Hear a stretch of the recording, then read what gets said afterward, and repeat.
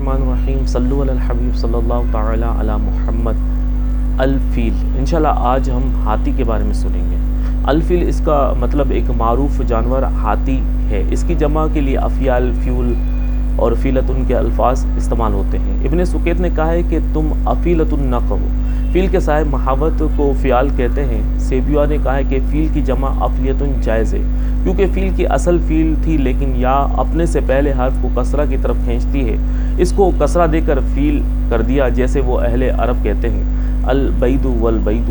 اس کی کنیت کے لیے ابو الحاج، ابو الحرمان، ابو نفل، ابو مقسوم اور ابو مزاحم کے الفاظ استعمال ہوتے ہیں۔ الفیلتن کی کنیت ام شبل آتی ہے۔ ربیع الابرار میں ہاتھی کی کنیت ابرا مرقوم ہے۔ ابرا حبشہ کے بادشاہ ابو العباس کو کہا جاتا ہے۔ ہاتھی کا نام محمود بھی ہے۔ الفیلتن ہاتھنی کی فیل اور زند بیل دو قسموں پر مشتمل ہوتی ہے۔ بعض اہل علم نے کہا ہے کہ الفیل نر ہاتھی کو اور الزند بیل مادہ ہاتھنی کو کہا جاتا ہے۔ ہاتھی اپنی قیام گاہ کے علاوہ کسی اور جگہ صحبت نہیں کرتا، اس پر شہوت کا غلبہ کتنا ہی کیوں نہ ہو۔ ہاتھی شہوت کی شدت کی وجہ سے بدخلق ہو جاتا ہے اور اونٹ کی طرح کھانا پینا چھوڑ دیتا ہے، یہاں تک کہ اس کی شہوت کی شدت کی وجہ سے اس کے سر پر ورم ہو جاتا ہے۔ جب ہاتھی شدت شہوت کی وجہ سے بدخلق ہو جاتا ہے تو ہاتھی بان یعنی ہاتھنی کو چھوڑ کر بھاگ جاتا ہے۔ ہاتھی 5 سال کی عمر میں ہی بالغ ہو جاتا ہے اور اس کی شہوت کا زمانہ موسم ربیع ہے۔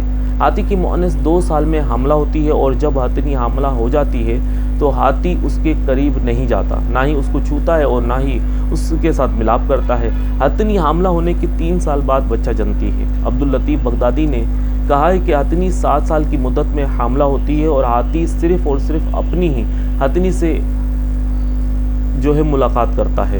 ہاتھی بہت عزت دار جانور ہے۔ جب ہاتھنی بچہ جننے کے قریب ہوتی ہے تو نہر میں داخل ہو جاتی ہے اور اس وقت تک نہر میں ہی رہتی ہے یہاں تک کہ وہ بچہ جن لے، کیونکہ ہاتھنی بیٹھ کر بچہ جننے کی طاقت نہیں رکھتی، اس لیے وہ پانی میں کھڑے ہو کر بچہ جنتی ہے۔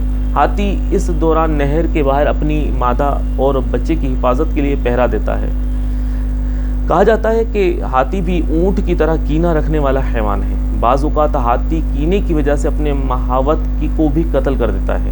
اہل ہند کا خیال ہے کہ ہاتھی کی زبان الٹی ہوتی ہے اور اگر اس کی زبان الٹی نہ ہوتی تو یہ انسانوں کی طرح گفتگو کرتا۔ ہاتھی کے 2 بڑے دانت بھی ہوتے ہیں۔ بسا اوقات ہاتھی کے ان دانتوں کا وزن 5-5 من تک دیکھا گیا ہے۔ ہاتھی کی سونڈ لچکدار ہڈیوں کا مجموعہ ہے۔ یہ سونڈ ہی اس کی ناک بھی ہے اور یہی اس کی ہاتھ بھی۔ اس سونڈ کے ذریعے لڑائی کرتا ہے اور سونڈ کے ذریعے چیختا ہے، لیکن اس کی چیخ اس کے جسم کے مقابلے میں کچھ نہیں، کیونکہ اس کی چیخ بچوں کی چیخ کی طرح ہوتی ہے۔ ہاتھی کی سونڈ بہت طاقتور ہوتی ہے۔ اس کے ذریعے ہاتھی درختوں کے پتوں کو توڑ کر اپنی خوراک بناتا ہے۔ ہاتھی کو اللہ تعالیٰ نے فہم و فراست کی نعمت سے نوازا ہے، اس لیے یہ بہت جلد تعلیم کو قبول کر لیتا ہے۔ ہاتھی اپنے مالک کے حکم کے مطابق کام کرتا ہے۔ ہاتھی کی ایک خصلت یہ بھی ہے کہ ہاتھی آپس میں ایک دوسرے کے ساتھ لڑتے ہیں اور غصے کی وجہ سے ایک دوسرے کو قتل بھی کر دیتے ہیں۔ اہل ہند ہاتھی کے بہترین بڑی شکل و صورت، لمبی سونڈ، عجیب چال، کان، آنکھ کی وجہ سے اس کی عزت کرتے ہیں۔ ہاتھی کی چال بہت دھیمی ہوتی ہے، یہاں تک کہ ہاتھی بسا اوقات انسان کے قریب سے گزر جاتا ہے لیکن اس کے چلنے کی آواز سنائی نہیں دیتی۔ ہاتھی کے پاؤں بہت گدے دار یعنی نرم ہوتے ہیں اور اس کی عمر بہت لمبی ہوتی ہے۔ ارسطو نے حکایت بیان کی ہے کہ ہاتھی کی عمر 400 سال تک ہوتی ہے اور اس کا مشاہدہ ہوا کہ ارسطو نے ایک ہاتھی دیکھا جس پر ایک مخصوص نشان تھا۔ جب تحقیق کی گئی تو معلوم ہوا کہ اس ہاتھی کی عمر 400 سال ہے۔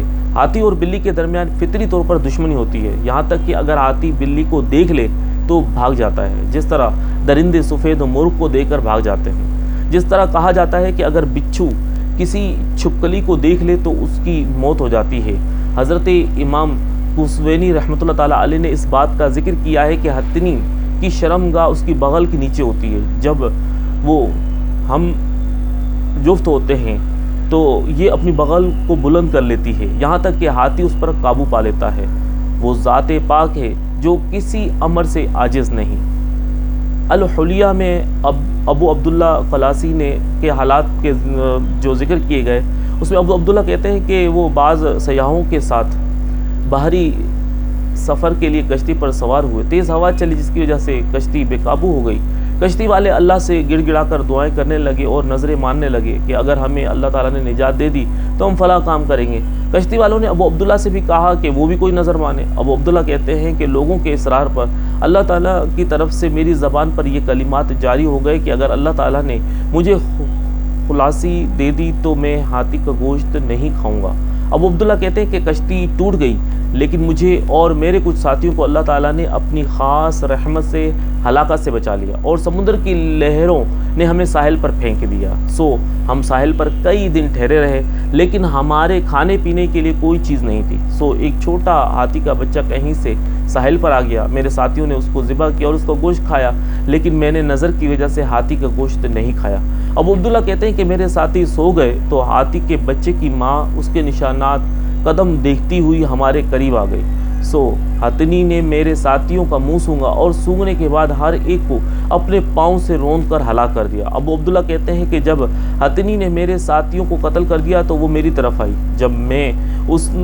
جب میرے جانب آئی، میری طرف آئی تو میرے منہ سے گوشت کی بو نہ پائی تو اس نے اشارہ کیا کہ میں اس کی پیٹھ پر سوار ہو جاؤں۔ میں اس کی پیٹھ پر سوار ہو گیا تو وہ ہتنی مجھے لے کر اس قدر تیز دوڑی کہ میں نے کبھی بھی ہاتھیوں کو اتنی تیز دوڑتے ہوئے نہیں دیکھا۔ یہاں تک کہ وہ ہتنی مجھے ایک دن اور پھر پوری رات اپنی پیٹھ پر سوار کیے ہوئے دوڑتی رہی، اور پھر جب صبح ہوئی تو اس نے مجھے ایسی جگہ اپنی پیٹھ سے اترنے کا اشارہ کیا جہاں لوگ کاشتکاری کر رہے تھے۔ میں اس کی پیٹھ سے اتر گیا۔ لوگوں نے مجھے دیکھا تو ان میں سے ایک شخص نے مجھ سے پوچھا کیا بات ہے؟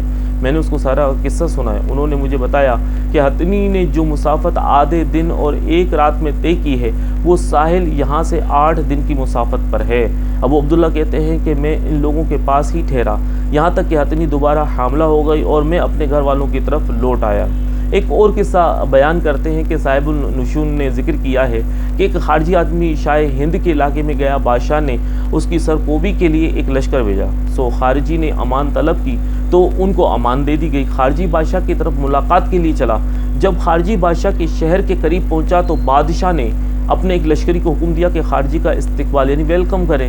خارجی کے استقبال کے لیے ہر قسم کے آلات حرب وغیرہ سے تیار ایک لشکر روانہ ہوا، اور عام لوگ بھی خارجی کو دیکھنے کے لیے شہر سے باہر نکلے۔ لشکر شہر کی آخری حد پر آ کر رک گیا۔ عام لوگ بھی خارجی کا استقبال دیکھنے کے لیے رک گئے۔ خارجی شہر کے نزدیک آ گیا۔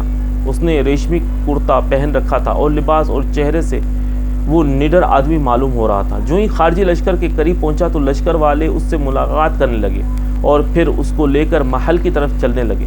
استقبالیہ لشکر میں کچھ ہاتھیوں کو بھی زینت کے لیے شامل کیا گیا تھا۔ اس لشکر میں وہ بڑا ہاتھی بھی تھا جو بادشاہ کے لیے مخصوص تھا اور صرف بادشاہ ہی اس پر سواری کیا کرتا تھا۔ مہاوت نے خارجی سے کہا کہ تم بادشاہ کے ہاتھی کے راستے سے دور ہو۔ خارجی نے مہاوت کی بات کا کوئی جواب نہیں دیا۔ مہاوت نے پھر اپنا قول دہرایا۔ خارجی نے کوئی جواب نہیں دیا۔ مہاوت نے خارجی سے کہا اے فلاں، اپنی جان کی حفاظت کرو اور بادشاہ کے ہاتھی کے راستے سے دور رہے۔ خارجی نے مہاوت سے کہا کہ تم بادشاہ کے ہاتھی سے کہہ دو کہ وہ میرے راستے سے دور رہے۔ مہاوت کو بہت غصہ آیا اور ہاتھی نے بھی خارجی کی بات سن لی۔ ہاتھی غصہ ہو کر خارجی کی طرف دوڑا اور اپنی سونڈ سے پکڑ کر زمین سے اوپر اٹھا لیا۔ لوگ یہ منظر دیکھ رہے تھے۔ اس کے بعد ہاتھی نے خارجی کو زمین پر گرا دیا۔ خارجی سمجھ گیا کہ ہاتھی اس کو اپنے قدموں سے کچلنے کا ارادہ رکھتا ہے۔ سو خارجی نے ہاتھوں کی سونڈ کو پکڑ لیا، یعنی ہاتھی کے جو سونڈ ہوتی ہے اس کو پکڑ لیا۔ ہاتھی کا غصہ اور زیادہ ہو گیا۔ ہاتھی نے خارجی کو اپنی سونڈ سے دوسری مرتبہ اٹھایا اور پہلی سے زیادہ بلند کیا، پھر زمین پر پھینک دیا تاکہ خارجی کو اپنے قدموں سے کچل سکے۔ خارجی ہاتھی کی سونڈ پر لپٹا رہا۔ اس نے ہاتھی کی سونڈ سے اپنے آپ کو نہیں ہٹایا۔ ہاتھی نے تیسری بار خارجی کو اپنی سونڈ سے اوپر اٹھایا اور اس کو اوپر ہوا میں کئی جھٹکے دیے تاکہ اس کو پکڑ کر کمزور کیا جائے، لیکن ہاتھی اپنی کوشش میں ناکام رہا اور خارجی اس کی سونڈ سے لپٹا رہا اور برابر اپنا دباؤ سونڈ پر بڑھاتا رہا، جس سے ہاتھی کو سانس لینے میں مشکل ہونے لگی اور ہاتھی کی سانس رک گئی اور ہاتھی کی موت ہو گئی۔ جب اس واقعے کی خبر بادشاہ کو ملی تو اس نے خارجی کو قتل کرنے کا حکم دیا۔ بادشاہ کے بعض وزیروں نے کہا کہ آپ خارجی کو قتل نہ کریں بلکہ معاف کر دیں، اور ایسا کرنا آپ کے لیے شہرت کا باعث ہوگا، کیونکہ خارجی کے زندہ رہنے کی صورت میں جب کہیں اس کا ذکر کیا جائے گا تو کہا جائے گا کہ یہ اس بادشاہ کا خادم ہے جس نے اپنی طاقت اور حیلہ سے اس ہاتھی کو بغیر اسلحہ کے قتل کر دیا تھا۔ بادشاہ نے اپنے وزراء کے مشورے کے مطابق خارجی کو معاف کر دیا۔